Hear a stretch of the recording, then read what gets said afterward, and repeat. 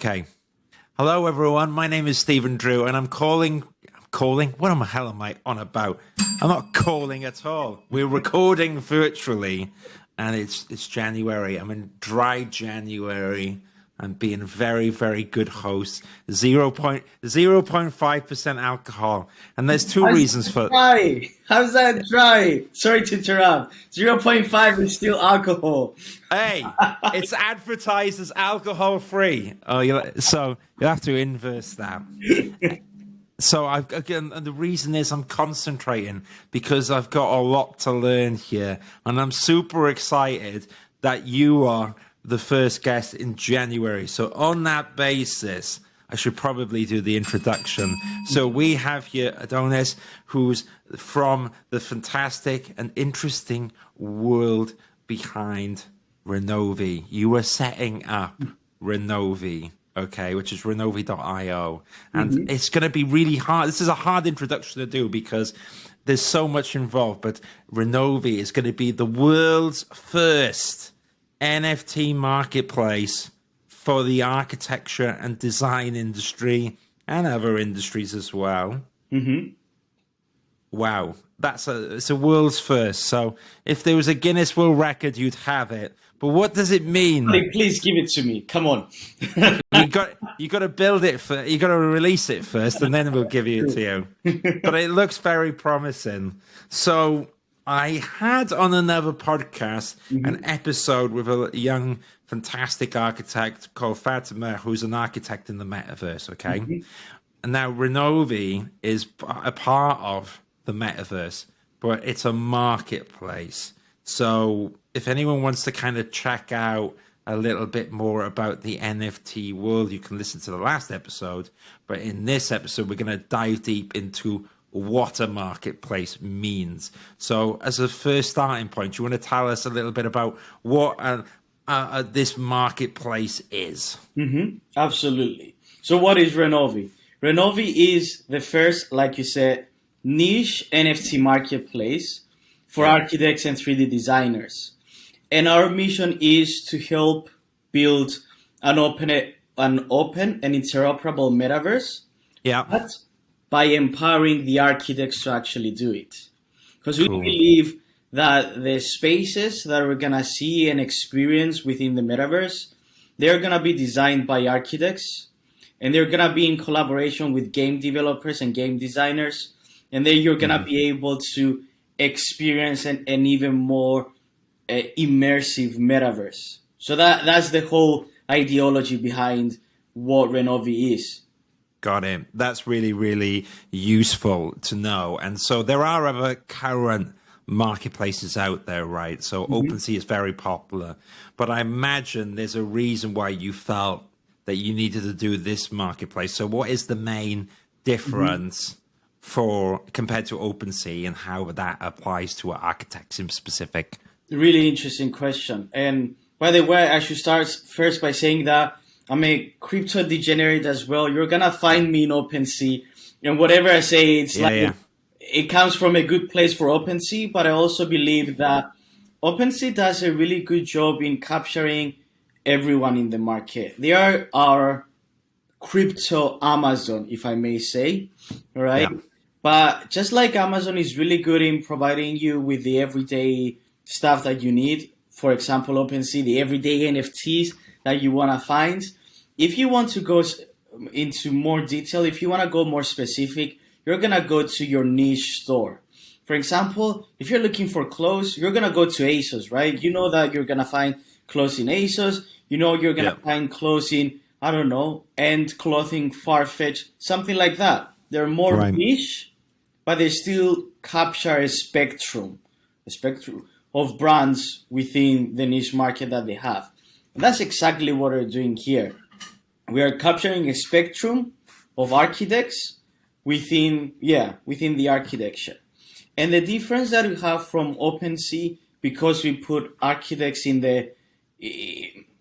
as the center of what we're doing, is that we are trying to mint larger files instead of 100 megabytes that, for example, OpenSea allows you. We want to go for 10 gigabytes. If you have a file from Unreal Engine or Unity it's gonna be a massive file, and you're not gonna be able to have it in 100 megabytes. That's not realistic. And then we want to allow for any 3D file format or virtual reality format, AR file format to be minted as an NFT. And for the time being, because it's not something that OpenSea is their main audience, they only have 3 file formats. I believe OBJ, FBX, and GLTF. We want to go for Twinmotion, DWG, the file formats that OpenSea has, but even so much more. Blender, Maya, 3D Studio Max.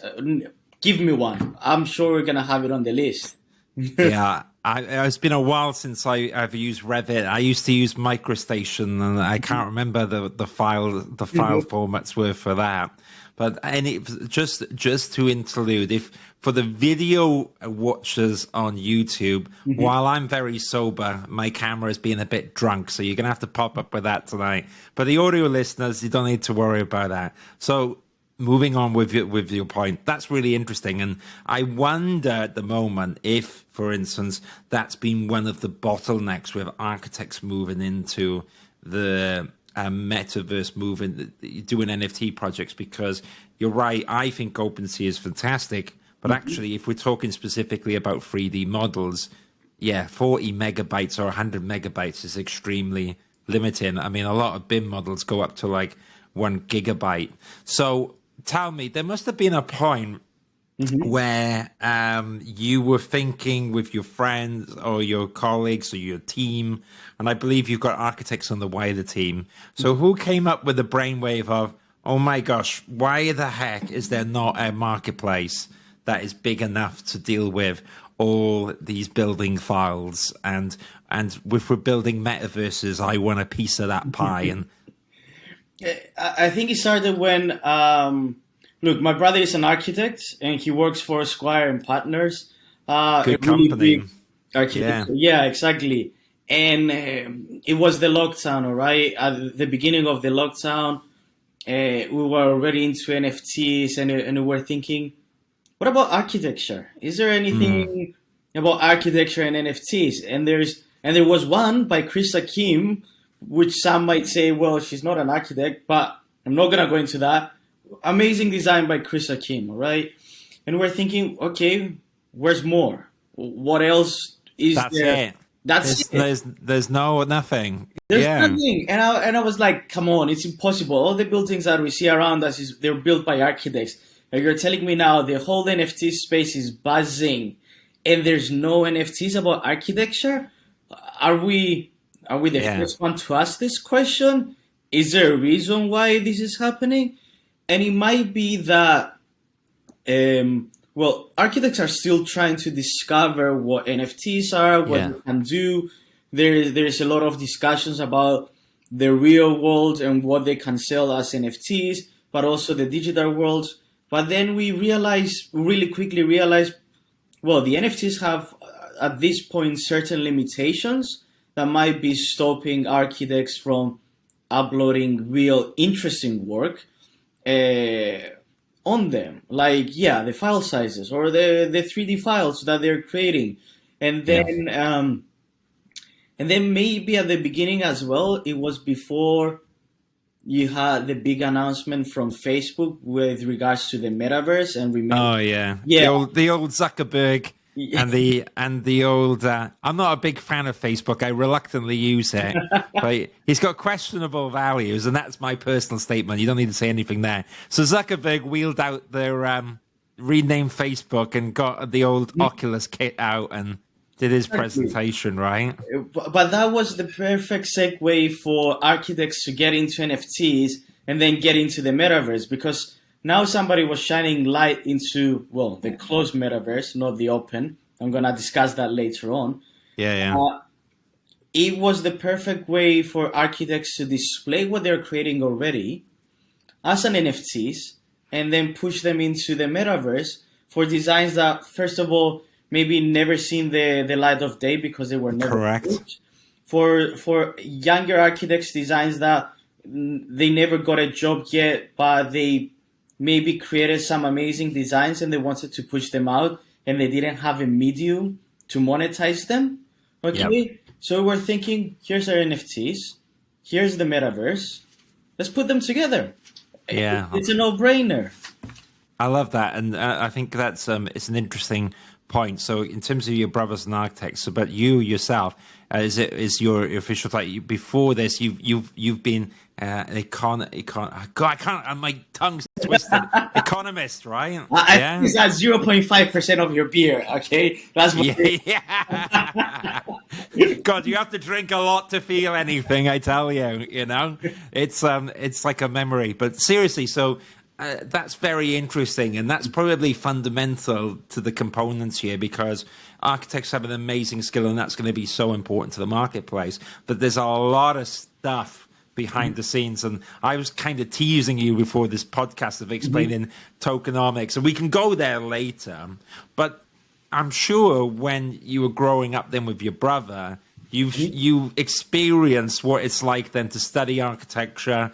You've seen, I'm sure, your brother with the models. You've seen him in the architecture world. So what was that like from your perspective? And so it's you're absolutely right on that, by the way. I mean, our house is full of architectural books, all right? Of course. Flat now is full of architecture books. I don't know. I mean, I buy ebooks and he's buying all the bigger... the fancy ones. We live in a flat in London. Come on, there's not enough space. And he's bringing me. But anyway, so it was inevitable that although I'm not creative, that at some point I was going to appreciate the art form that I was really seeing it, right? Yeah. Because when you see it all the time, you start to realize the nuances and the work that goes in. And everything from creating something from scratch and all the story that goes into a building or something, or how architecture rises from the limitations of the space and the materials that you have around you, and it's almost a romantic story that is like, oh, this is quite cool. And then all them projects and all those models saved on a hard drive, and they never see the light of day anymore, right? Yeah. So once you graduate, it's done. We have about 3 or 4 old MacBooks somewhere serving as coffee tables that my brother is refusing to sell or give away because I have models in there. I have designs. It's like, of course, competitions, and I'm like, the computer doesn't even turn on. It's like, yeah, but I can save it. Okay. I kind of get it. I haven't done it with your brother. It's blood, sweat, and tears. But you gotta let your brother have that. But I think that's really useful because it's one thing just to say architecture, but I think what's good is that you being around that kind of culture, I think is really important. And that's why you can be sympathetic when someone tries to upload a ginormous file. You might have to put a limitation on there, because even in recruitment, you'll be like, I'll be amazed sometimes I'll get someone going like, here's my portfolio, and it's like 100 meg file in email. And I'm like, dude, I can barely download this. How am I going to send it on to another company? So I love architects to death. And, I've been there before. But we've got to get that balance right. So I think that will be an art form that, will come in the marketplace. And what I imagine is it will launch and you have to tweak certain things, because I imagine you'll have to follow the behavior. But where I was coming to this is like, where I find really interesting with Renovi, there's almost 2 aspects in my head. There's people who want to put their architecture models on there, but then there's going to be, I imagine, other people going to the website, right? So humor me for a second, right? So could I, in theory, say now I own a nice property in Decentraland because I'm rich, and I wanted to put a mod. You have to be, don't you? You know what I mean? They're expensive. Yeah. So could I shop on your store for a house I want, buy an architect, and then buy it in my plot of land? Or is that just one of thousands of things that you can do? I think it's going to be one of thousands of things that we will be able to do. But you hit it right on the spot. That's one of the major things that we want to do, is the fact that somebody spent the time, for example, to create a scene, as they call it, on Decentraland Builder for, I don't know, if you have 4 squares, what they call it, they created a scene for that place, and it was by an architect.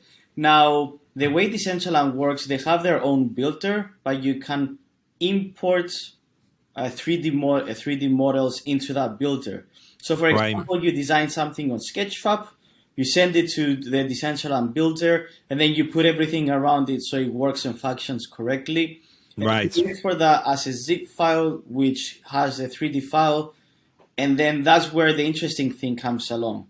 Why not make that into an NFT? So when you actually sell it, you're selling ownership of that thing to somebody else. So now the next guy really owns it, and they can do whatever they want with it. But it's one of the many things that we could do, because like Decentraland, you have Sandbox, Somnium Space, Crypto Voxels, Network, Superworlds. I can go on and on. And do you know what? Just to jump in on your point, because I've been starting to do more and more research, and what I quite like about what you're talking about is that I think it makes sense almost to me to get these items almost from one marketplace, because then you're not dictated. Like I probably, and I'm guessing now, but in Mark Zuckerberg's world, and I hope he doesn't listen to this, because sorry, Zuckerberg, I'm slagging you off here, but you know, you've done a lot of bad stuff. But maybe in Zuckerberg's world, if you buy that house, you're only limited to put it in the meta world, right? But the beauty in my head is if you buy it on an open marketplace where you can put it into different things, then maybe you buy a virtual piece of property and then it can go on Decentraland, or it can go on, as you said, that other one, I forget the name, Crypto Block or whatever. And that's where it gets really interesting, because even now I'm starting to do research, because I'm thinking about, you know, getting into the space and looking at this stuff. And it becomes really important to do research on, you know, stuff like smart contracts or a base understanding. And for listeners here, if you don't know what smart contracts are, don't worry. That means you're a normal person and not someone like me who's gone down the rabbit hole. But yes, it's really, really fascinating. So from an end user point of view, from an architect's perspective, when the marketplace is live, if they wanted to put a piece of work on, they can. They basically, but the base requirements are to do that. Then they would need to discover how to set up a wallet, put a little bit of money on there for the gas fees or whatever, and pretty much, as long as I own the model, right, I can upload it, roughly. Yes. Is that right? Yes, exactly. It's going to be, if you're in the crypto space, it's going to be your typical mint and NFT. If you're not from the crypto space, okay, there's a small, learning curve. I'm not going to lie. Okay. But I think it's not beyond the reach of anyone, to be honest.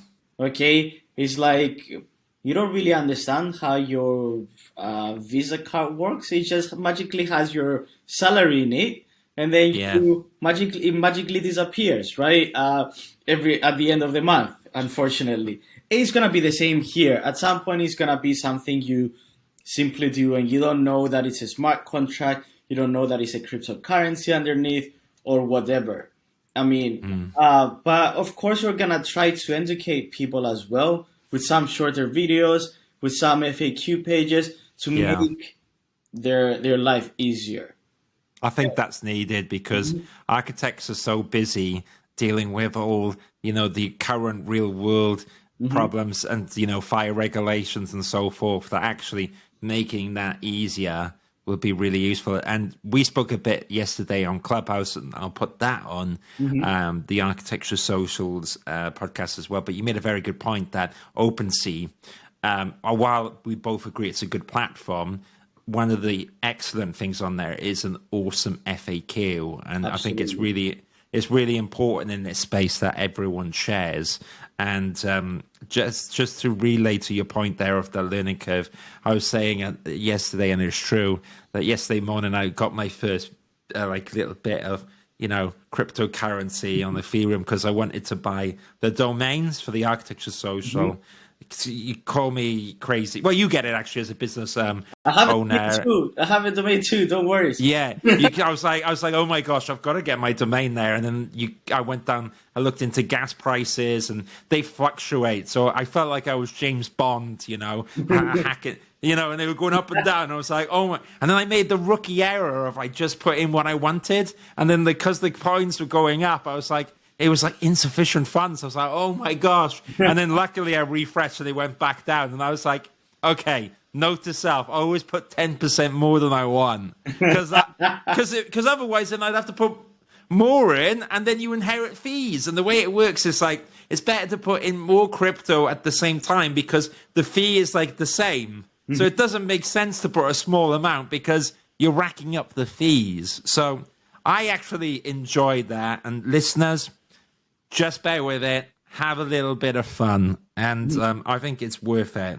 So, all right, okay, you've explained the case example of this marketplace. Now, I'm not looking for anything top secret or all that. I'm more interested in the journey. So, when you and your brother thought this would be a great idea, and you went, all right, I'm in. So going from there to where you are now must have been a heck of a journey. Were there some points where you were just like, this is too complicated? Oh, it must have been that moment, right? At some point.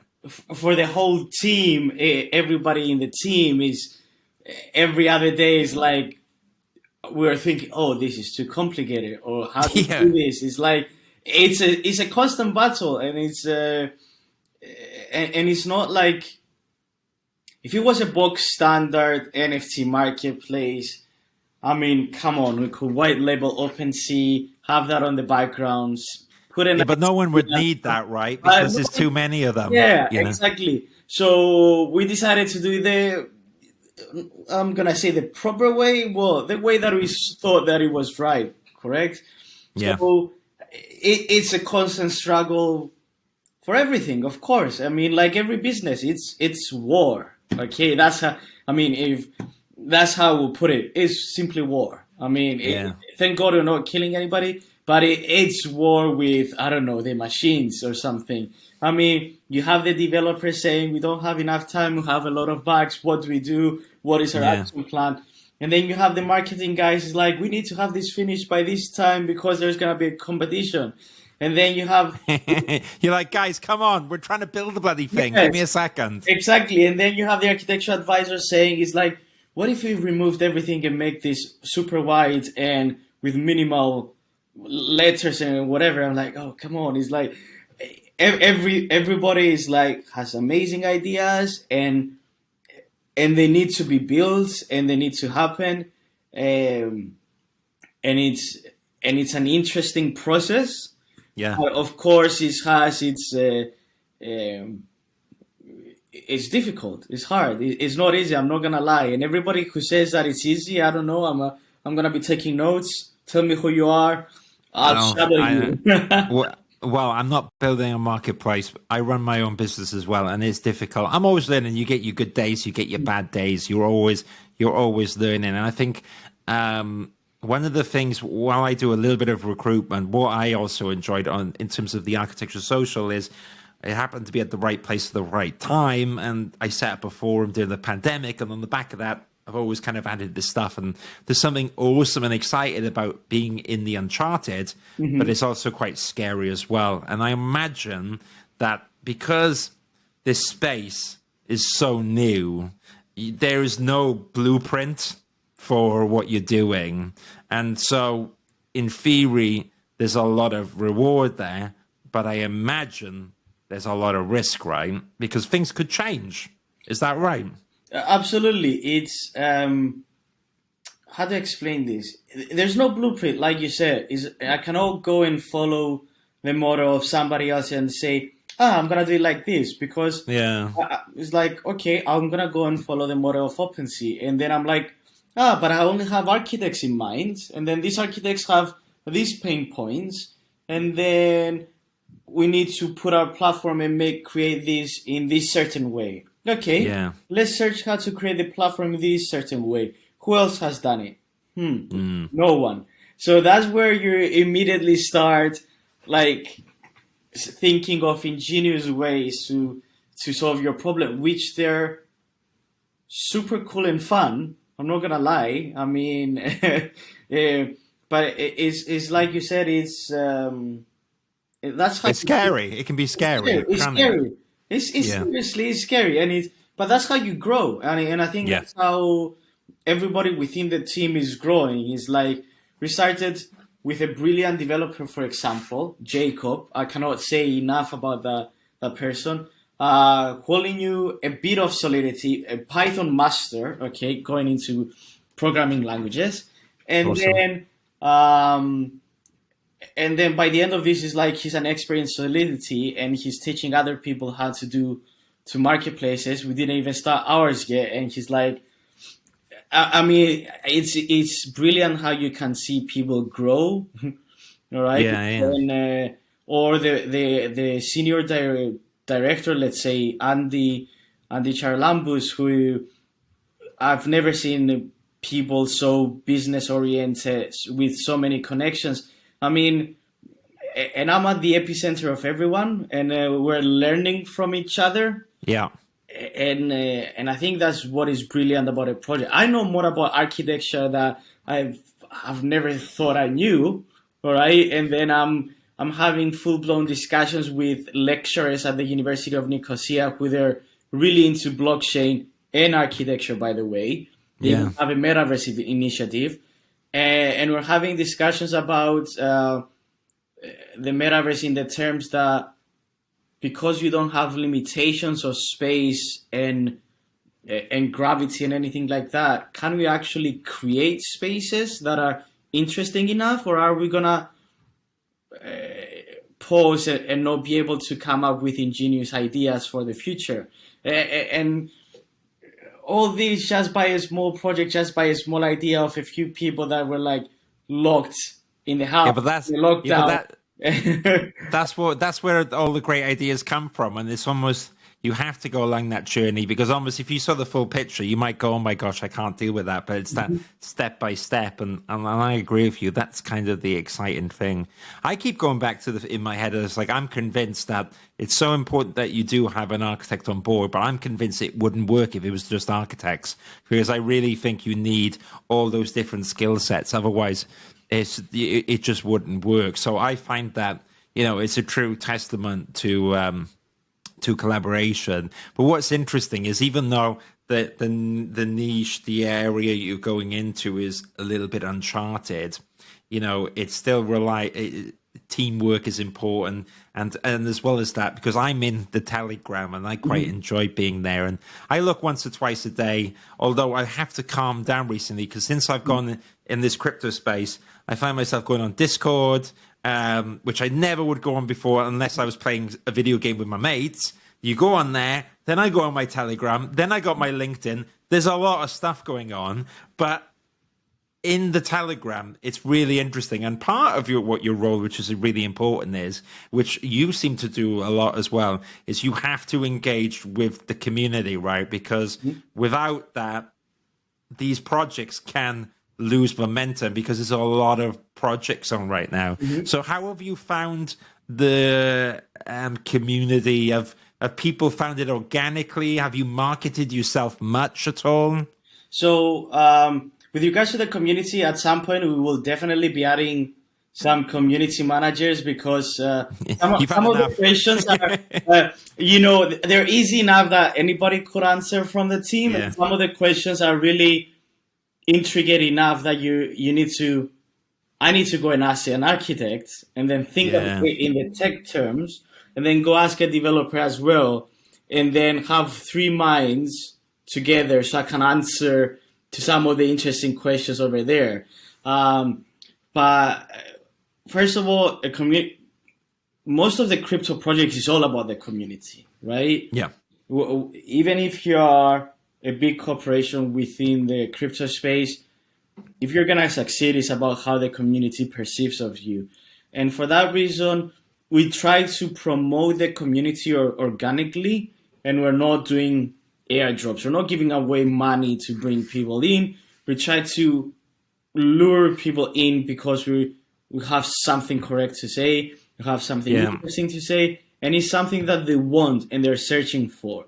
And just like our community, you said it yesterday as well, there are some other interesting communities as well, which I'm also a part of, like Architecture DAO, for example.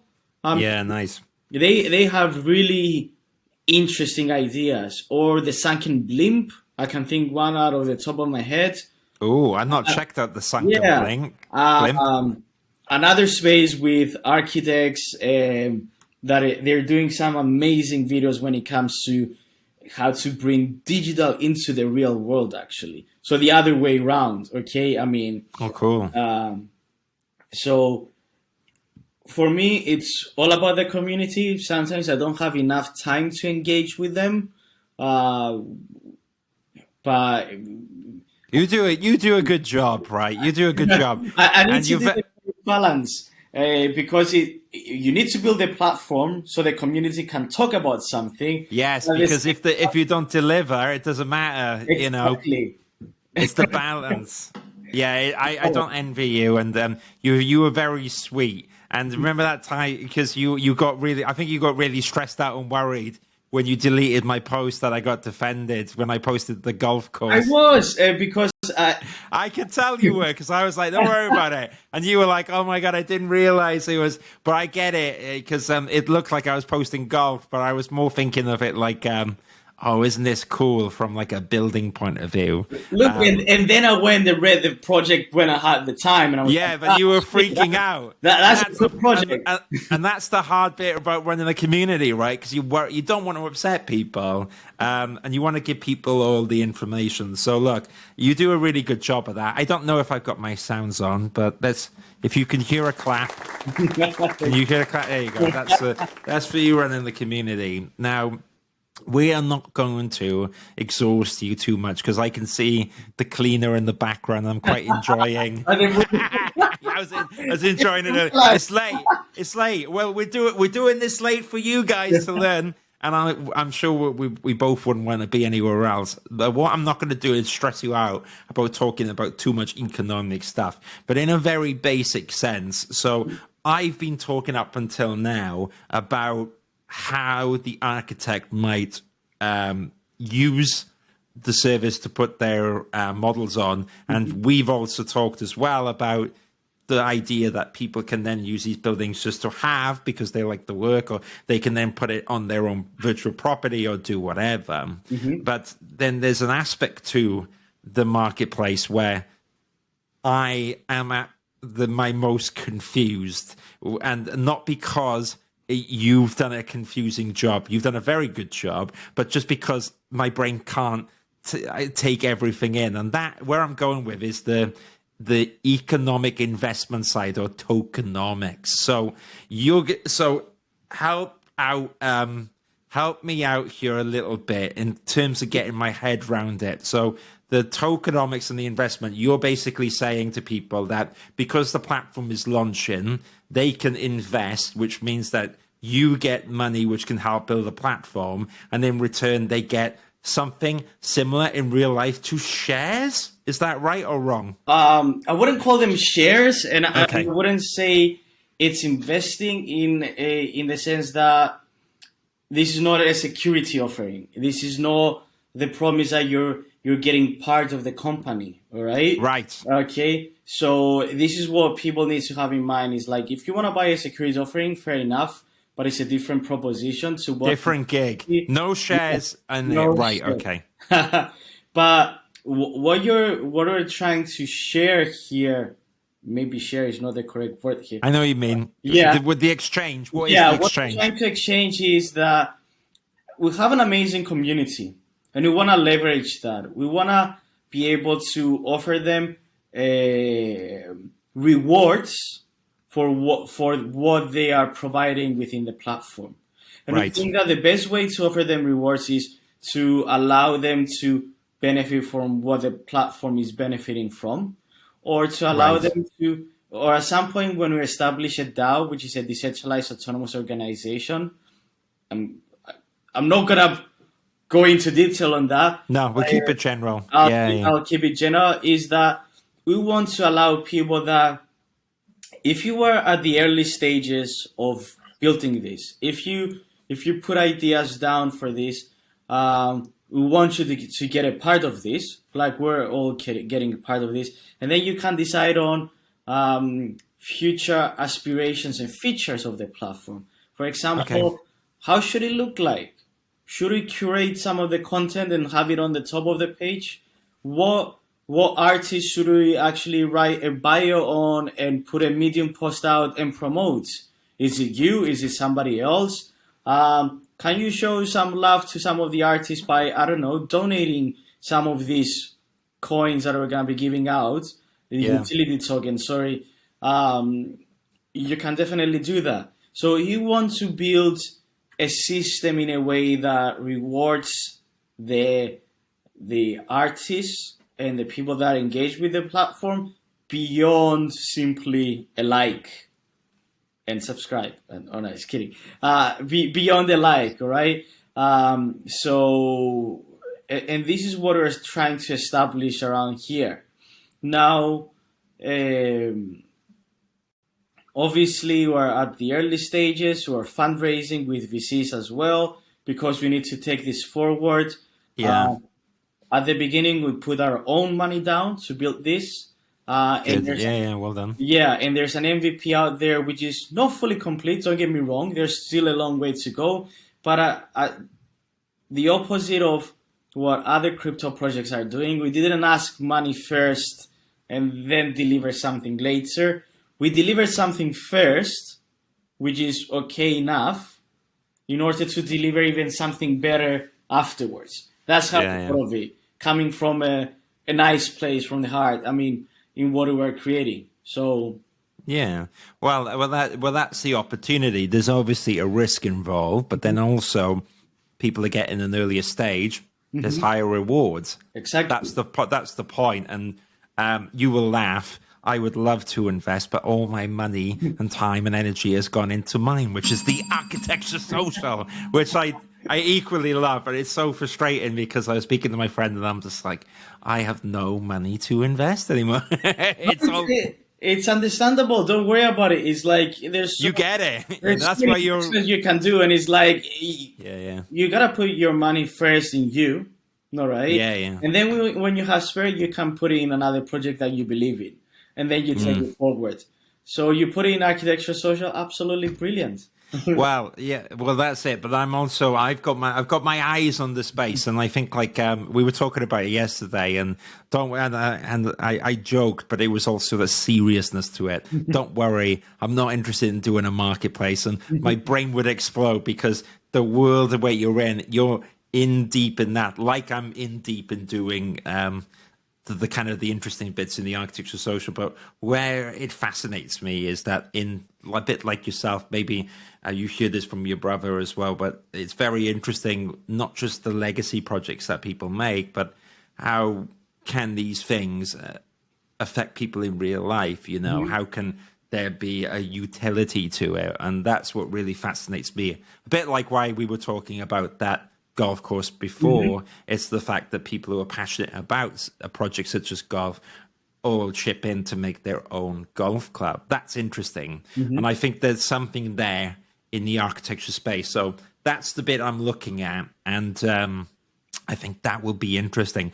But like you, it's an ongoing thing, isn't it? And it's not, as the space moves, I think that everyone will have lots and lots of ideas. And I think that we touched upon it briefly as well, because we've talked about, and now the use, we've talked about what people can use and put these projects, but in terms of the currencies as well. Now, in the Telegram today, you mentioned that you're working on something which actually helps make Ethereum more sustainable. I forget the name of it. What is the thing? We're exploring Immutable X and Polygon, all right? Immutable, yeah.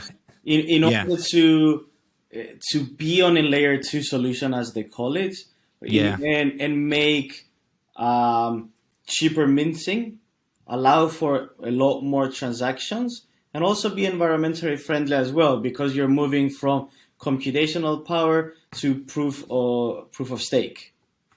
Yeah, and we fleshed about it last night, and I'm going to post that episode so people can look into it. I agree, and there's a lot of architects where this is going to be a big sticking point. I posted my last interview with Fatima in the metaverse, and there was very divisive opinions in the architecture community. But and this is my own belief, and people out there, if you don't agree, that's fine. But the reality in my opinion, is that Ethereum is going to keep going, whether we like it or not. I do not see this space going. So rather than not getting involved with it, I would implore everyone to look at the more sustainable ways to do it. And as you quite rightly mentioned, that's what I quite like about Polygon as well, because I do think it's much more sustainable.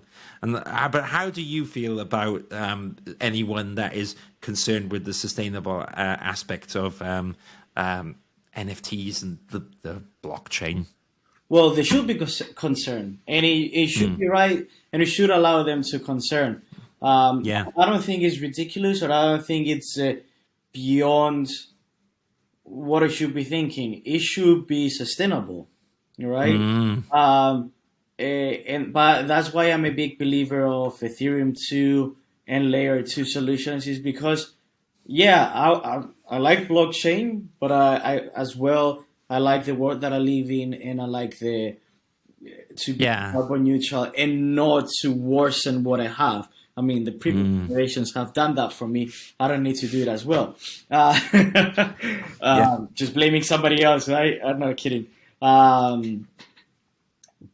no. And with that, I mean, these layer 2 solutions, these new chains that are being built on top of Ethereum that are more carbon neutral, they bring other interesting parts into the blockchain that are quite interesting for me as well. It's like, you can be carbon neutral, but you can also make 9,000 transactions per second. For somebody like a geek like me, it's like, that's amazing. So I don't think it's like you can have your cake and eat it, right? I think we can do that. And you think we can work towards it? Well, it's good, and I'm impressed because, from my understanding of your message, like you could roll out the market earlier if you weren't looking at this sustainable solution, but it's important to you to do it, right? Yeah. So look, there's still quite a lot of bugs with Immutable X, and even with Polygon, when we might do that, there will be some bugs, and we're thinking that we might even roll the first iteration on Ethereum, but if we do that, it's gonna be with a heavy heart, and that means we still need to iron a lot more bugs on our sustainable iteration, if I may say so. Well, you can give people the choice then as well, right? A bit absolutely. Like other, because then once you put in Polygon, that is more sustainable, right? There is, I think there was how much it's a considerable percentage much more sustainable. Than Ethereum, right? It's a totally different. It's not proof of work. It's a proof of stake. So all they do is take the transactions instead of having them on the Ethereum, I'll take them away, compute them here, which is not, then put them back, and then put them back in a really simple way. Because I always like to keep that super simple, right? My friend had a good analogy, and you tell me if you agree with this or not. He said like layer 1 is like a motorway which can get congested. No, actually, he said it's the base streets, and then layer 2 was like the high-speed rail or something above. You just go up and down. Because basically, in layman's terms, I get my head around. Basically, the blockchain gets congested, and when that does, things happen, but the fees go up higher, right? And because of the amount of processing power that's used. I mean, I don't know if I explained that the best, but in my head, I think you did a superb job in explaining that. I couldn't explain it better myself. So you might have to look at having the roads, but then you can have the highways as well. And I think just explaining to people the kind of the implications that are there, and then also because there are some other choices like with Polygon. If I'm looking at doing my project, there's more exposure in Ethereum, right? Because people use it. But I'm thinking there's two good reasons for me to do it, and I'll be really transparent. One is because it's a lot cheaper to do the transactions on Polygon. So as I told you, I'm a broke investor on my bottom dollar. Then Polygon's going to be much easier. There's a lower barrier for me to enter, right?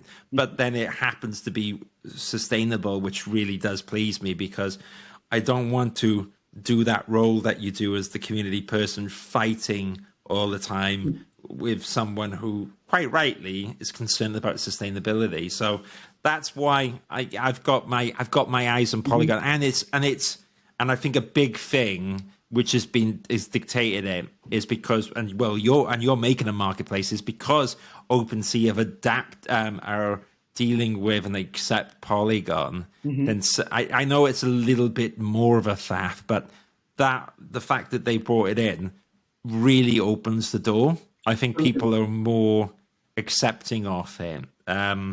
What I was going to ask you, having worked in this for a while, and maybe there's something you can look back, because we're at this nice 45-minute part, so we're going to wind down, and you can ask me a few questions in a bit as well, but where do you see this space going? So let's even go a little bit outside Renovi for a second, and having been in it, where do you see things going?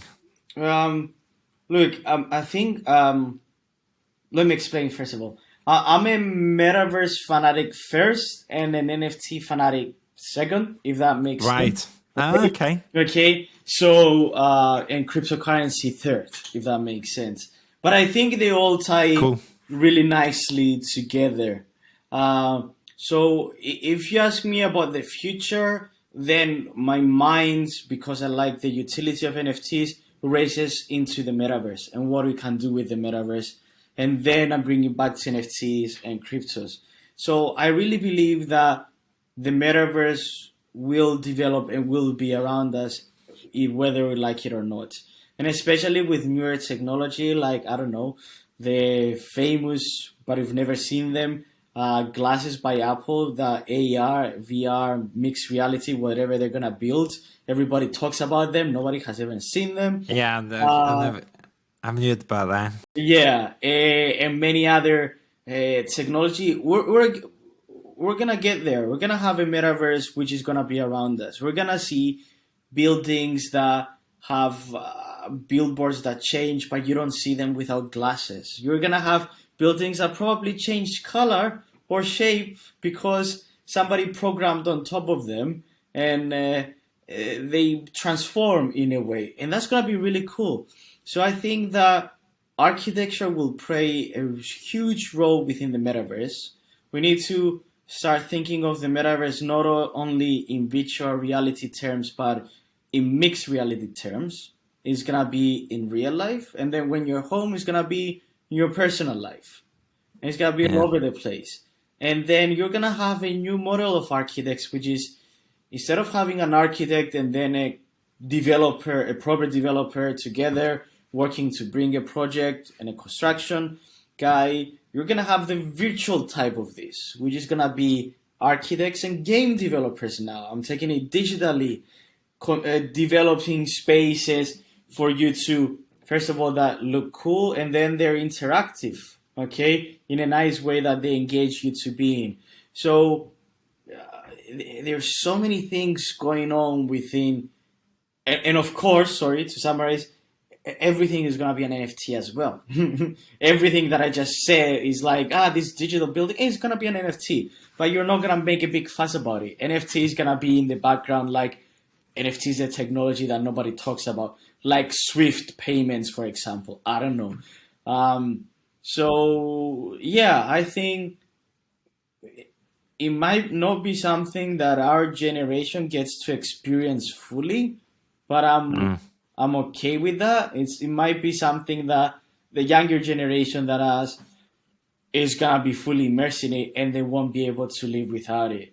Okay, and it's gonna be super cool, and it's not gonna be an issue for them. It's like oh, I'm so alone in my house and I'm in my house all the time. It's like for them it can be, I'm not alone. I have my Oculus. I'm with everyone, and they're gonna solve issues that we're having now. So the Mm. picture is so bright. I went all over the place, but that's how No, I big love it. big. Well, it is so wide, and that's why it is difficult to talk about. And I think you did a really good job of steering it, because I think one of the tricky things which I sympathize is that I think last year was the year of the metaverses, and I do understand people getting frustrated with the term. At the same time, I personally find it really exciting. I guess the thing for me is there is a slight thing that I need to get over in my head, and I will do. I will get over it. But because I've been a gamer all my life, I kind of feel like I've seen metaverses for 20 years. But that to me is not an argument why they don't exist. I've just seen that kind of thing happen. I've seen microtransactions, which we call microtransactions, and there's something similar to this. And what will be interesting, and where I'm curious, is Ready Player One, which is arguably the easiest visualization of what a metaverse is. In that world, that was the one metaverse, right? Mm-hmm. And what I find interesting right now, I feel like it's the war of the metaverses, and there's a big rush to which one will be the one. And I feel, and it'd be interesting to hear your thoughts on this, the only fatigue I have is like, that metaverse, this metaverse, this metaverse, and they all have different applications. But as a busy person, then I get a little bit like, I can't be bothered. So, I mean, it will be interesting to see where it goes. I don't know. Do you have anything to add with that ramble I just had, or Of do you? course. And I like your ramble. It's a matter that I'm really interested in, actually. I think just think of how many websites you go to every single day. It's like, Okay. I'm going to read my news here, and then I'm going to read about architecture here, and then I'm going to buy the stuff here. Now, cool. That's exactly how the metaverse will be. Now, instead of just changing tabs, which might get boring, it's like you have 1,000 tabs on Google Chrome and then you don't know which one is which, right? You're gonna be able to jump probably through portals from one space within the metaverse to another. And the platforms like you see now, like Decentraland and Somnium Space, it's not about how many metaverse platforms there are. It's about, I'm gonna jump from this web page to the other one. And then your avatar is probably gonna also change together with how the other web page or metaverse platform looks like. For example, you have a low polygon 3D figure within Decentraland, and then you have a blocky figure within Sandbox. Fair enough. Your figure is gonna change. Your clothes are gonna remain the same, just how you're depicted will change. And then you will, if you can imagine running through all the metaverse platforms, then your figure will be changing, the worlds will be changing, but it will be as simple as changing tabs on your browser or I like that from one tab analogy. to another. Yeah, I like that, and it's true, because in an abstract way, if I'm on my phone and I'm flicking through apps, you're in different worlds, right? So, okay, that deserves the round of applause as well. Thank you. It's true. It is interesting, and I think, like with everything, because it's so quick for me to dismiss all these metaverses. We have to, with all this stuff, be an open mind, because I always think back to when Bitcoin was I remember in 2012 talking about it with my friends. I was like, that bubble's popped, whatever. Mm-hmm. And if I had invested, I would be in a very lucrative situation now. But I understand why I didn't, because it was a different time and place. But ultimately, I kind of didn't explore that avenue. And I think if anyone who's listening feels a bit uncomfortable about the idea of metaverses, feels uncomfortable about the idea of marketplace or NFTs, that's actually quite normal, I think, at first, or it's not unusual, but just maybe keep exploring with it and just have a look with it or get more familiar, and then it gets a bit easier. Do you think the same then? I think every time you feel uncomfortable, just say, good. I should be feeling uncomfortable. It means I'm doing something, right? It means I'm stepping out of my comfort zone. and I'm learning something or I'm questioning something, so I'm gonna discover it even more. So my simple question to this is good, perfect. Let's do this, Excellent. right? I Excellent. mean, don't miss the boat in the sense, in the sense that you've seen the .com, a lot of people were feeling uncomfortable, right? You've seen the Bitcoin, a lot of people were feeling uncomfortable. You see metaverse, well, you see NFTs, a lot of people are feeling uncomfortable. You see the metaverse, a lot of people are feeling uncomfortable. Well, everybody's feeling uncomfortable, dude. I mean, come on. You're never gonna be comfortable. Just get uncomfortable and be okay with it. Just say, Yeah. cool. I agree. And before we talk about where we can find you, there's the last bit I like to do here is throw the interview back, because it's not fair that it's a one-sided conversation, even though I think like we've been both talking. Point is, you get to ask a few questions. So is there anything you'd like to ask me? Yeah, of course. I mean, what is your gut feeling about this? What do you want to get out of this in the sense that I'm an architect or I have my social architecture social? Where do you Yeah. want to take it? What do you want to do with the space? Yeah, there's two ways I'll go about talking about it. I'll talk about it on an emotional level, which you will get as someone who's a business owner. I just feel like there's something there, and I'm compelled, like a moth to a flame, to chase it, because everything in my gut screams opportunity, but not just getting in there for the sake of it, because if I had a bunch of cash, right, I could put it on crypto, and that's quenching the thirst. But I think there's a real opportunity here in the architecture space. And I think that while your vision is in the marketplace, I see that there being an opportunity which suits what I've seen. So, for example, hey, your cleaner's turning the light off there, huh? They're Don't worry. shooting me out. Yeah, that's right. What's Happening. you're getting kicked out. You're back. Don't worry.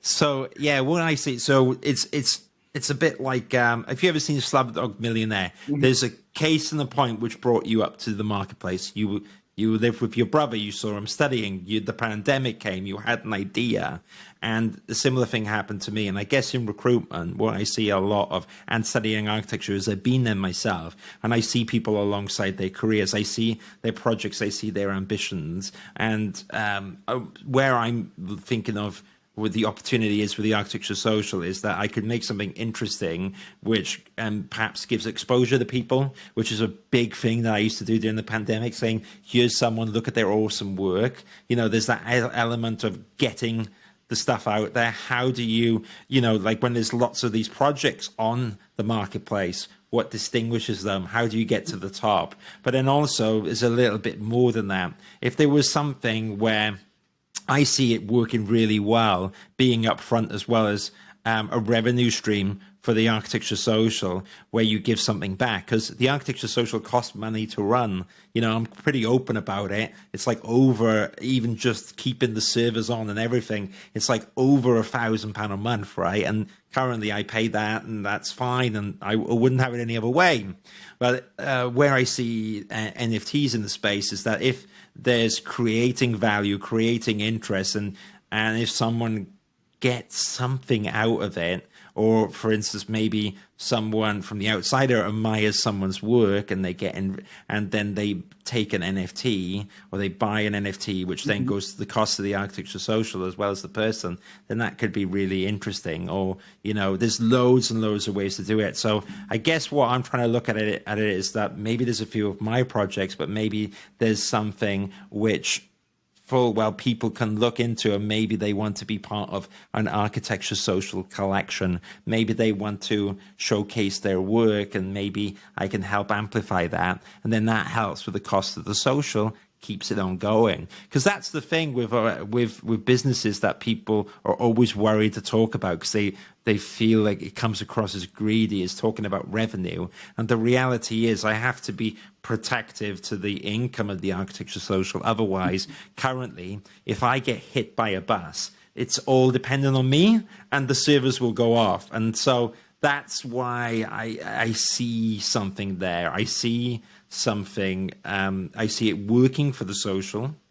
Or maybe, Adonis, it all doesn't. And I don't make a penny, but I learn a lot. No, right? there's no such talk in this show, all right? No, only positive.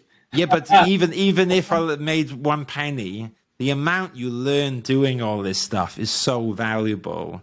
And remember, there was that lady last night on Clubhouse who set up her, her collection, and she sold one or two. Was it Anne, if I'm not mistaken? And and it's great, and it's great stuff. But it takes time. But immediately, all the lessons that Anne's learned is good. So that's what I'm thinking. I haven't given a straight answer on exactly how the project looks because, being transparent, I'm like you with the marketplace. I'm kind of thinking of how it would work. How can I get it that people can participate, but it's fair? How can I get the legal structure involved? How am I not liable for, a little bit of that's in the marketplace, And I don't have all the answers yet. And that's where I'm going. You don't need to. Is when you're driving at night, you don't usually know where the destination is. You don't see the destination, right? You only see as far as your lights shine. That's exactly how it is. You're driving at night. So you know where the destination is, but you can only see 2 steps ahead. I think it's fine.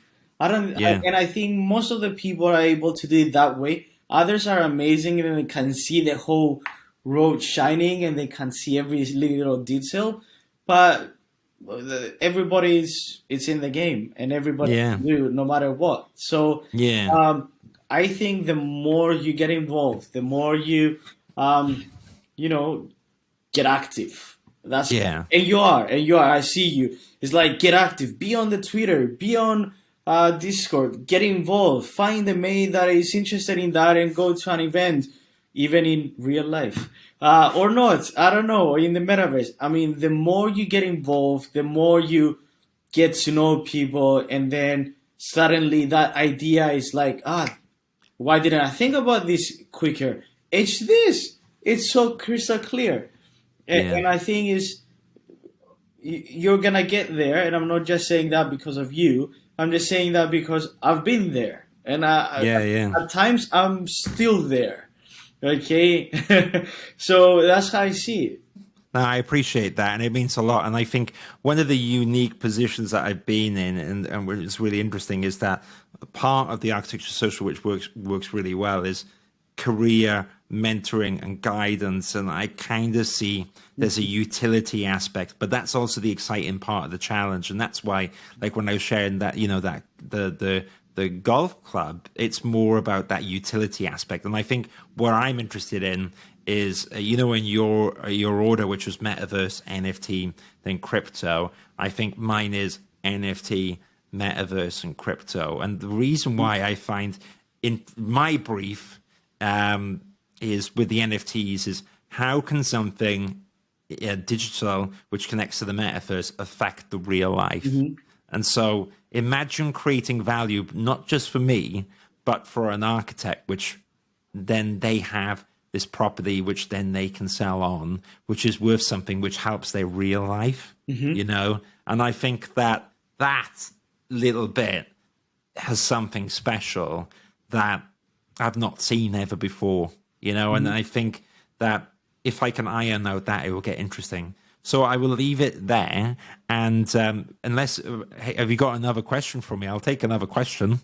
Another question is... Not for now. I think we did all right. What's my favorite dinosaur? Stegosaurus. No, brilliant. Yeah. Well, I'll tell you what, we will look back in this in a year and we'll see where we're both at. But I'm quite confident. I really believe in the what you're doing. And as you know, this is not a promotional by any means. This is because I'm interested. I found the space and I like what you're doing. And you kindly said that you would come and talk about it openly. So on that basis, I'm going to give you another round of applause. Now, where can people find out about this exciting project? So they can always find out about this project on our website, Renovi.io. They can always search Renovi NFT, LinkedIn, Twitter, Instagram. We're probably there, Medium. But also, maybe we should comment on the on the competition that we're going to be having with Decentraland, Yes, the Metaverse please. Group, the GDA Capital, and more. I was almost going to reveal more that I should. Oh, good. Otherwise, I'd have to edit this, and so far it's been good. I stopped myself. But it's a competition about architects to create designs that can go on Decentraland and other metaverse platforms so that we can promote architecture within the metaverse. It's about creating, I don't know, concert hall, museum places, galleries, play turn games, anything that architects think it's interesting enough to create. And we're going to have people talking and discussing about it. We're going to have even people from universities be judges, people from other architecture companies be judges as well, and the crypto space. Everybody together trying to build the open metaverse. Brilliant. That's amazing. And so the domain is renovi.io. Check it out. Check out the competition. To be honest, if I was a student, if I was studying now, why not? You can make an awesome entry, or maybe just whirl over that project that you've been working on. I'm sure it's pretty good anyways. Get it in the competition. But brilliant. On that note, so I'll look at the camera now. That has been a good wrap. I've really enjoyed this episode in particular. So I'm going to end the podcast now, but feel free to stay in touch. Do subscribe to the channel. Do check out Renovi. And if you're interested, just keep sticking around. And this time next year, maybe we'll all be crypto millionaires, or if not, we'll have a heck of a story to tell everyone. Thank you very much. I will end the podcast here. Thank you. Bye. Cheers.